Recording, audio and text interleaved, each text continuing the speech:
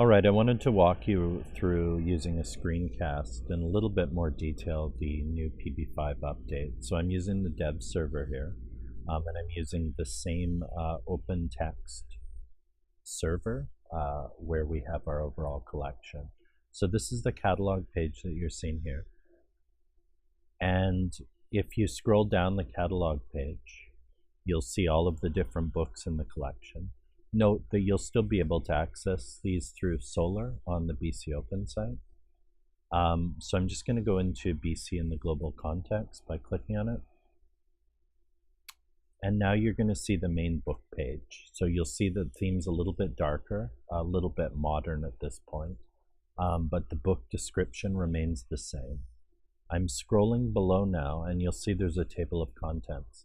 Unlike in the previous press books 4, where you had all of the table of contents showing up, now we have accordions. So each of the accordion opens and we'll see all of the different chapters and pages below that. This is a clickable table of contents, so you can click on any of the different chapters to go right in. I'm going to scroll up now, and I'm going to click on Read Book. And now you'll see where I think some of the biggest changes are. Rather than having a book-like view that we see on the front page, now what we see is more of a web view. It reminds me a lot of WordPress, but you'll see that the width is fairly similar, and we can scroll down a particular page. And what I like about this theme is we can now click on this button if we want to go up the page, or click on the large edit button if we want to edit the page. So I'm just going to shoot right up the page, and we'll take a quick look at the table of contents. So instead of residing on the right hand side, the table of contents is now on the top menu, and we click on it, it expands on the left here. You'll note the numbers are a little out of place, and this is something we're going to take a look at. I think it has to do with formatting of the books.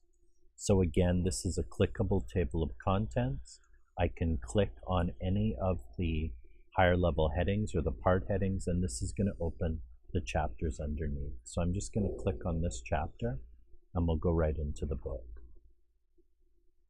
And note the development server is a little bit slower right now, and that's due to it being the development server rather than because of the update. So I'm just going to scroll down the page, and again, this is what a page in the book looks like. All of the formatting is going to stay the same, with the exception of the slightly different frame for the book. If I want to go back to the book title, I can just click on BC British Columbia in a global context, and that will take me back to the book. So I'm going to scroll down now, and I'm going to click on Edit to take a look at what the editing screen looks like.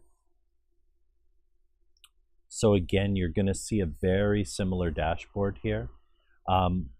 There's a couple minor changes within the dashboard, but most of the dashboard stays the same, and the administrative area of the book stays the same.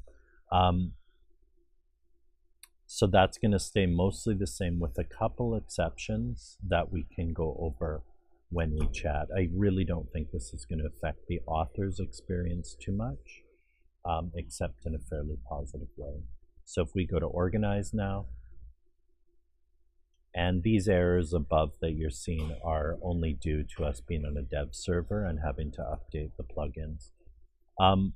One difference you'll notice is now the nomenclatures change a little bit here. So we have show in the web, show in exports, and show in title. I'm just going to go back to the book and mention the increased font size. Previously, the accessible font was an I on the left-hand side of the screen. Now to increase the font, we have a button up here, which seems quite a bit more intuitive. So that's a basic tour of the new features. Let us know what you think.